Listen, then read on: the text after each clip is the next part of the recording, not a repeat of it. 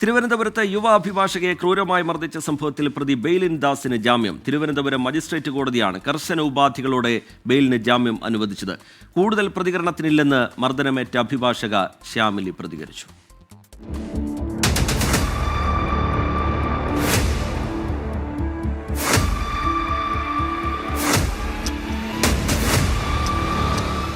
ജാമ്യം നൽകിയാൽ പ്രതി സ്വന്തം ഓഫീസിലെ സാക്ഷികളായ ജീവനക്കാരെ സ്വാധീനിക്കും.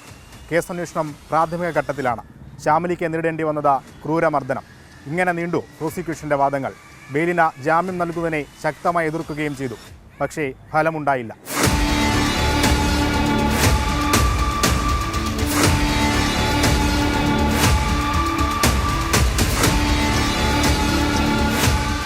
ശ്യാമലിൽ നിന്ന് ബെയിലിൻ ദാസിനും മർദ്ദനമേൽക്കേണ്ടി വന്നെന്ന പ്രതിഭാഗം വാദമുയർത്തി.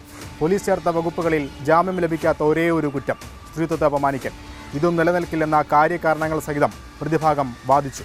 ഇതോടെയാണ് കർശനോപാധികളോടെ കോടതി ബെയിലിൻ ദാസിന് ജാമ്യം അനുവദിച്ചത്.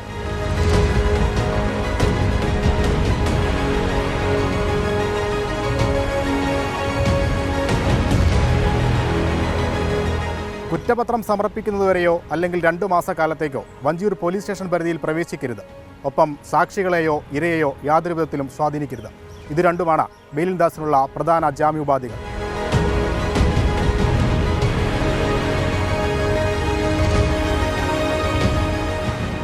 ബെയിലിൻ ദാസിന് ജാമ്യം ലഭിച്ചതിന് പിന്നാലെ ശ്യാമിലിയുടെ പ്രതികരണം തേടി മാധ്യമങ്ങളെത്തിയെങ്കിലും ഒന്നും പറയാനില്ലെന്നറിയിച്ച് ശ്യാമിലി മാധ്യമങ്ങളെ മടക്കി അയച്ചു. കഴിഞ്ഞ ദിവസം ബെയിലിനെ റിമാൻഡിലാക്കിയപ്പോൾ നീതി ലഭിച്ചെന്നായിരുന്നു ശ്യാമിലിയുടെ മറുപടി. ഇതിന് പിന്നാലെ ബെയിലിൻ അനുകൂലികളിൽ നിന്ന് വലിയ സൈബർ അറ്റാക്കാണ് ഇരയ്ക്ക് നേരിടേണ്ടി വന്നത്. ഇതൊക്കെയാവാം പരസ്യ പ്രതികരണത്തിൽ നിന്നും ശ്യാമിലിയെ അകറ്റി നിർത്തിയത്.